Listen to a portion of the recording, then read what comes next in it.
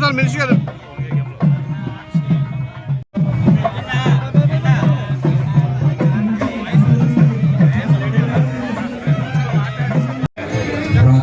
రాహుల్ మీనా గారు ఐఏఎస్ వారికి అలాగే మిగిలిన వారందరికీ కూడా వేదిక మీదకి ఆహ్వానం అండి.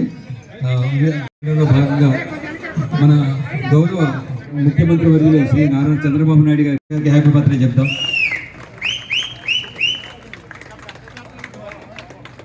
థ్యాంక్ యూ అండి.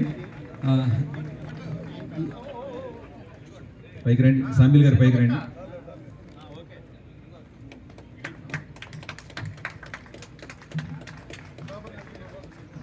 కుమార్ గారు మన దగ్గరికి రావడం, ఈ సందర్భంగా మన జిల్లా మంత్రి గారు మన అధ్యక్షతన, అలాగే యువ నాయకులు మన ఆదిరెడ్డి వాసు గారు, అలాగే మంచి అనుభవజ్ఞులు మన భక్తులు బలం పూర్తయింది. మీ చేతుల మీద ఓపెన్ అవుతుంది.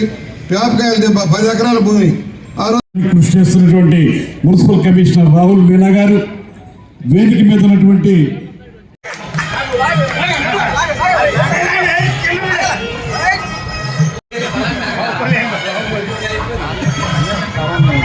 అవసరం ఎక్కడ పెట్టాలి, ఎందుకంటే ఒక డెన్స్లీ పాపులేటెడ్ అలాంటి ఒక అర్బన్ లోనే మహేంద్రవరంలో నేను, నాతో పాటు దుర్గేష్ గారు, పెద్దలు బుచ్చి చౌదరి గారు, వాసు గారు, బలరాం కృష్ణ గారు, సోమవీర్రాజు గారు అందరం కలిసి ఇక్కడికి వచ్చి పుష్కరాలకు సంబంధించిన ఎల్సిటీ వర్క్స్ అన్నీ కూడా స్టార్ట్ చేయాలి ఇవ్వాలనే దానికోసం ఇవాళ చంద్రబాబు నాయుడు గారు పుట్టినరోజు అన్నీ కలిపి వాళ్ళ ఇక్కడ ఈ ప్రాంతంలో స్టార్ట్ చేశాము.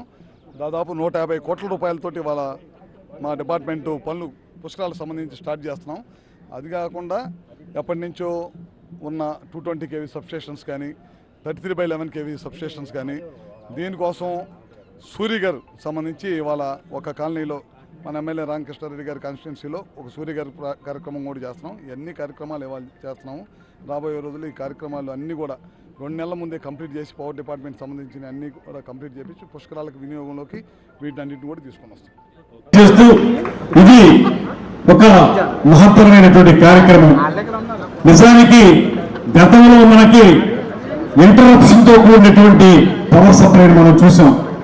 ఇవాళ ఈ కూటమి ప్రభుత్వం అధికారంలోకి వచ్చిన తర్వాత మీరందరూ గమనించినటువంటి మాట, ఎక్కడా కూడా పవర్ సప్లై అనేటువంటి దానికి అంతరాయం లేదు.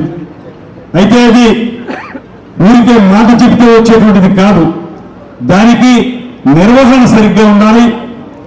ఏవైతే వేస్ట్ ఉంటుందో ఆ వేస్ట్ని తగ్గించుకోగలగాలి. దాంతోపాటు సాంకేతిక పరమైనటువంటి కార్యక్రమాలని నిర్వహించుకుంటేనే మనం నిరంతరాయంగా పవర్ సప్లై ఇవ్వగలుగుతాం. అదే సమయంలో నిరంతరాయంగా పవర్ సప్లై ఇవ్వాలంటే మరొక పక్కన ట్రూ-అప్ ఛార్జెస్ అనేటువంటి మాట కూడా వినపడుతుంది. మనం వినియోగదారుల మీద భారం మోపితేనే నిరంతరాయంగా పవర్ సప్లై ఇవ్వలేనటువంటి పరిస్థితుల నుంచి ఇవాళ ఈ కూటమి ప్రభుత్వం పూర్తి స్థాయిలో వినియోగదారుల మీద ₹1 కూడా అదనపు భారం పడకుండా పూర్తిగా మనం నిరంతరాయంగా కరెంట్ ఇవ్వగలుగుతున్నామంటే దానికి సమర్థవంతమైనటువంటి కూటమి ప్రభుత్వం, దాన్ని నడుపుతున్నటువంటి ముఖ్యమంత్రి చంద్రబాబు నాయుడు గారు ప్రధాన కారకులైనటువంటి మాటని ఈ సందర్భంగా మీకు మనవి చేస్తున్నాను.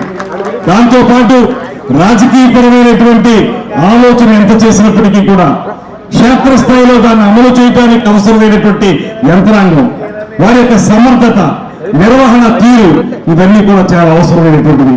అవన్నీ కూడా సమృద్ధిగా మన తూర్పుగోదావరి జిల్లాకు అందాయనేటువంటి మాటను కూడా ఈ సందర్భంగా నేను మనవి చేస్తున్నాను. అందుకే ఇవాళ మీరు రమారమి 56 పనులు 96 కోట్లు రమారమి 100 కోట్ల రూపాయలతోటి మనం ఇవాళ అమలు చేసుకుంటున్నామంటే దానికి ప్రభుత్వం చూపిస్తున్నటువంటి శ్రద్ధ, దానికి ఇది అవసరం, వీటి ద్వారా నిరంతరాయంగా ఇవ్వగలుగుతామనేటువంటి ఒక డిపిఆర్ని తయారు చేసినటువంటి మీ ట్రాన్స్పోర్ట్ డిపార్ట్మెంట్ వారికి కూడా ప్రత్యేకమైనటువంటి అభినందనలు తెలియజేస్తా ఉన్నాను. దానికి వెన్నుతన్నుగా నిలిచినటువంటి మంత్రి శ్రీ గుత్తిపాటి రవి గారు. ఇవాళ నేను చాలా రోజుల నుంచి సహచార మంత్రిగా వారితో కలిసి కూర్చుని క్యాబినెట్ లో మాట్లాడినప్పుడు కానీ ఇతర సందర్భాల్లో కానీ మామూలు ఇన్ఫార్మల్ టాక్స్ లో కానీ నాకు అర్థమయ్యే విషయం ఏంటంటే ఎవరైనా ఏదైనా సమస్యతో వారి దగ్గరికి వస్తే వెంటనే దాన్ని ఏ రకంగా అధిగమించాలనేటువంటి దాని మీద స్పాట్ లోనే నిర్ణయం తీసుకోగలిగేటువంటి సమర్థత, అనుభవం ఉన్నటువంటి మంత్రి మన గుత్తిపాటి రవి గారు అనేటువంటి మాటను కూడా ఈ సందర్భంగా నేను మనవి చేస్తున్నాను. ఇది పూర్తిగా వారిని పరిశీలించిన తర్వాత నేను చెప్తున్నటువంటి మాట. ఇక రాబోయే రోజుల్లో మనకు జరిగేటువంటి గోదావరి పుష్కరాలు, దానికి సంబంధించి అన్ని డిపార్ట్మెంట్ల వారు కూడా పెద్ద పెద్దగా కార్యక్రమాలు చేపట్టేటువంటి అంశం. అదేవిధంగా పర్యాటక శాఖ తరఫున కూడా రాబోయే రోజుల్లో మీకు పుష్కరాలు వచ్చే నాటికి ఒక పక్కన ఇక్కడ స్థానిక శాసనసభ్యులు ఏర్పాటు చేసినటువంటి రివర్ ఫ్రంట్ తో పాటు అఖండ గోదావరి ప్రాజెక్ట్ ని కేంద్ర ప్రభుత్వం నుంచి 94 కోట్ల రూపాయలు తీసుకొచ్చి దాన్ని డెవలప్ చేస్తున్నాను. దానికి సంబంధించి ప్రధానంగా హేమలాక్ బ్రిడ్జ్ ని చిరకాల వాంఛైనటువంటి మన ప్రాంత ప్రజలకి హేమలాక్ బ్రిడ్జ్ ని మనందరూ పాదయాత్ర చేసేటువంటి వారందరికీ ఉపయోగపడే విధంగా, పాదచారులకు ఉపయోగపడే విధంగా, దాంతో పాటు సుందరీకరించడం, పుష్కర్ ఘాట్ సుందరీకరించడం, ఇటు పక్కన మన గోరంట్ల బుచ్చయ్య చౌదరి గారు రిప్రజెంట్ చేస్తున్నటువంటి కడియంలో అక్కడ ఒక కార్యక్రమం, నిడమడోలు నియోజకవర్గంలో ఒక కార్యక్రమం, దాంతో పాటు అన్నిటికంటే ముఖ్యమైనది కుంభమేళా తరహాలో రేపొద్దున వచ్చేటువంటి భక్తులకి వారికి ఆచ్ఛాదన కల్పించడానికి, వారికి వసతి సౌకర్యం కల్పించడానికి బ్రిడ్జిలంక మీద మనం ఏర్పాటు చేసుకోబోతున్నటువంటి టెంట్ సిటీస్. ఆ టెంట్ సిటీలు ఏర్పాటు చేసి వచ్చిన వారు ఎంతమంది అయినా సరే వారికి వసతి సౌకర్యం కల్పించేలాగా ఏర్పాట్లు కూడా చేస్తా ఉన్నాం. దానికి ముఖ్యంగా కావలసింది పవర్ సప్లై. ఇవాళ ఆ టెంట్ సిటీస్ కానీ ఈ సబ్ స్టేషన్స్ కానీ నిరంతరాయంగా పవర్ రావాలంటే ఈ కార్యక్రమాలు చాలా అవసరం. వాటికి ఒక సంవత్సరం ముందుగానే ఈ కార్యక్రమాలన్నింటినీ శాంక్షన్ చేయించి వాటికి శంకుస్థాపన చేయడానికి చేసినటువంటి రవి గారికి మన అందరి తరఫున కూడా ప్రత్యేకమైనటువంటి అభినందనలు తెలియజేస్తూ చేయడం అనేది ఆ వేళ ఉండే పరిస్థితుల్లో, అవకాశం లేని పరిస్థితుల్లో 14లో ప్రధానమంత్రి వచ్చిన తర్వాత ప్రపంచ దేశాల్లో ఈ సూర్యుడి నుంచి విద్యుత్ శక్తిని తయారు చేయడం అనేది, అమెరికాలో వాళ్ళకి సూర్యుడు కొన్ని ప్రాంతాల్లో కనబడడు. భారతదేశంలో ఎప్పుడూ సూర్యుడు ఉంటాడు. మోడీ గుజరాత్ ముఖ్యమంత్రి అయ్యే వరకు మనకి సోలార్ పవర్ భారతదేశంలో లేదు. అలాంటి మోడీ ఆ రాష్ట్రంలో మెగావాట్ని పవర్ని 13 రూపాయలకు ఒక యూనిట్కి ఇచ్చి తయారు చేయించారు. అలాంటిది ఈవేళ 2.5 రూపాయలకు వచ్చింది. భారతదేశంలో పవర్ ఆవేళ 14లో పీయూష్ గోయల్ వచ్చి ఆంధ్రప్రదేశ్ రాష్ట్ర ముఖ్యమంత్రి గారు ప్రమాణ స్వీకారం చేసిన సందర్భంలో ఈ రాష్ట్రానికి 24/7 సప్లై చేస్తాం అని వేదిక మీద ప్రకటించారు చంద్రబాబు నాయుడు గారు ముఖ్యమంత్రి అయిన తర్వాత. ఆనాటి నుంచి ఈవేళ వరకు 24 గంటలు పవర్ వస్తున్న ఒక రాష్ట్రంలో ఆంధ్రప్రదేశ్ ఒక్కటనేటువంటి విషయం మీ అందరికి కూడా తెలియజేస్తున్నాను. అది మోడీ గారి ఘనత.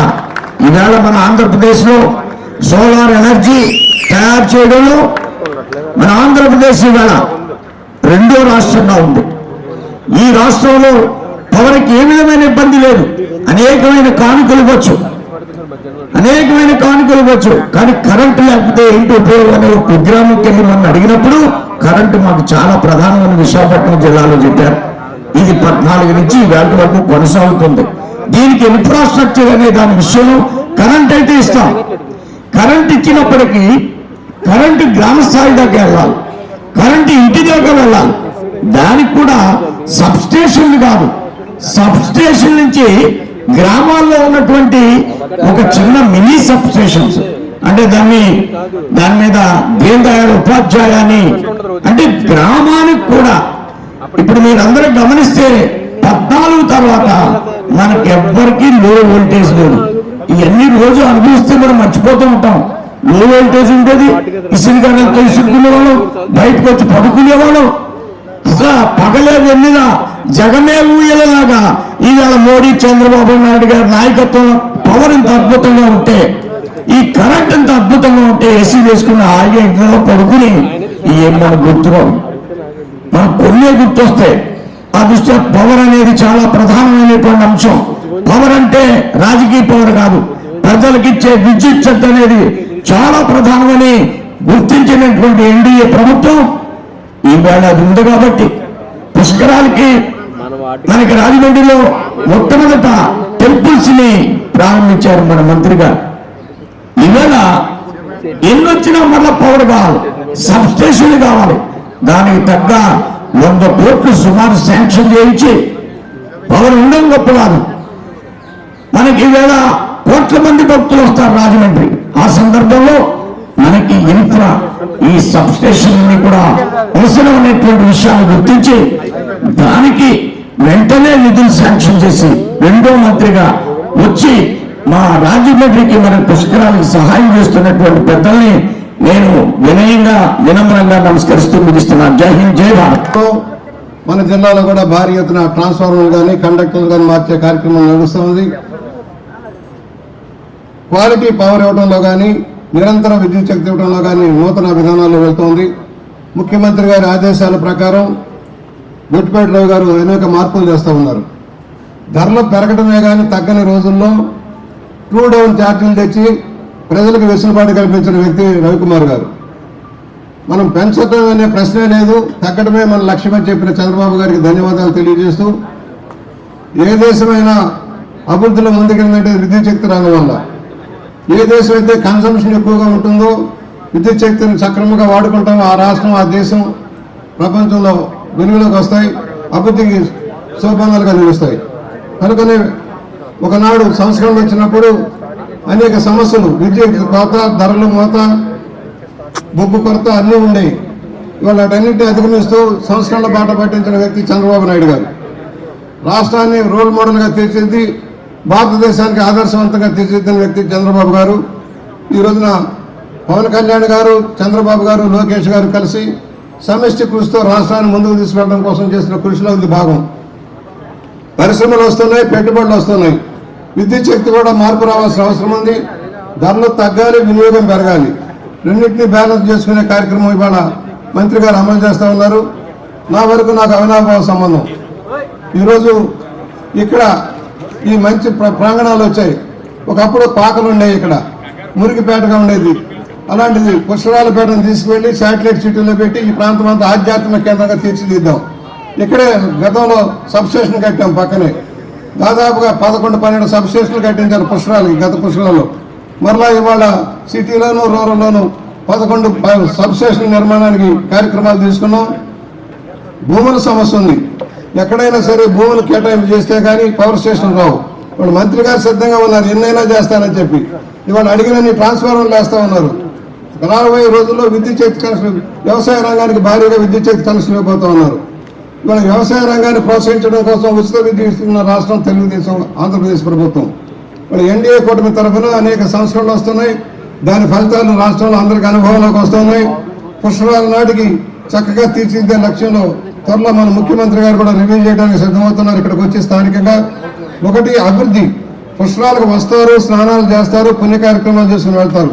కానీ నగరానికి ఏం జరిగింది అనేది ప్రధానం అవుతుంది. ఈ ప్రాంతంలో అందరి ఆశలు, ప్రజాప్రతినిధుల ఆశలన్నీ కూడా సక్రమంగా రోడ్లు అవ్వాలి, వంతెనలు అవ్వాలి, కరెంటు లైన్లో మార్పులు రావాలనే లైన్లో ఉంది. ఇక్కడ గోదావరి తీరంలో చాలా భారీ కార్యక్రమాలు చేసేదానికి అవకాశం ఉంది సార్.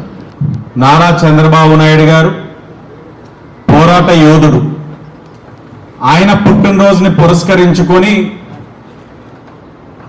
పెట్టిన కార్యక్రమం అని అంటా ఉన్నారు. కాదు, మొమ్మాటికి ఇది ముందు నుంచి అనుకున్న కార్యక్రమం.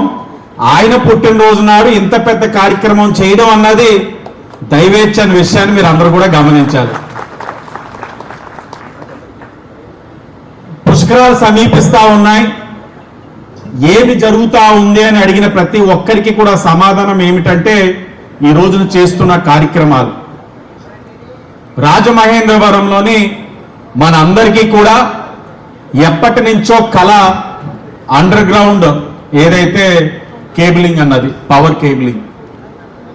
ఆ అండర్ గ్రౌండ్ కేబులింగ్ అన్నదానికి ఎక్కడ చేస్తే మంచిది, ఏ విధంగా చేస్తే మంచిది అన్నదాని గురించి సరైన విధంగా అధ్యయనం చేసి ఈరోజు కోటిలింగాల ఘాటి నుంచి ఏదైతే రాజమహేంద్రవరం దశాబ్దాలుగా ప్రజలు ఒక కలైన రివర్ ఫ్రంట్ పనులు ఏదైతే జరుగుతా ఉన్నాయో అక్కడున్న ఎలక్ట్రికల్ డిపార్ట్మెంట్ సబ్ స్టేషన్ వరకు కూడా అండర్ గ్రౌండ్ కేబులింగ్ చేసుకుంటూ ఈ రోజున ఒక మంచి కార్యక్రమానికి, నా నియోజకవర్గంలో ఉన్న మంచి కార్యక్రమానికి శంకుస్థాపనం చేస్తున్న మంత్రివర్యులకి ఈ కార్యక్రమం చేసుకోవడానికి సహకరించినందుకు ఆయనకి రాజమహేంద్రవరం ప్రజల తరపున ధన్యవాదాలు తెలియజేస్తూ, అలాగే ఈ కార్యక్రమం ఇలాంటి అండర్ గ్రౌండ్ కేబులింగ్ చేయాలి, ఎలక్ట్రికల్ లైన్స్ కాదు, ఈ విధంగా చేసినట్లయితే భవిష్యత్తును దృష్టిలో పెట్టుకొని మనం కొన్ని మంచి నిర్ణయాలు తీసుకొని చేస్తున్నామన్న ఆలోచన ప్రజల్లోకి రావాలని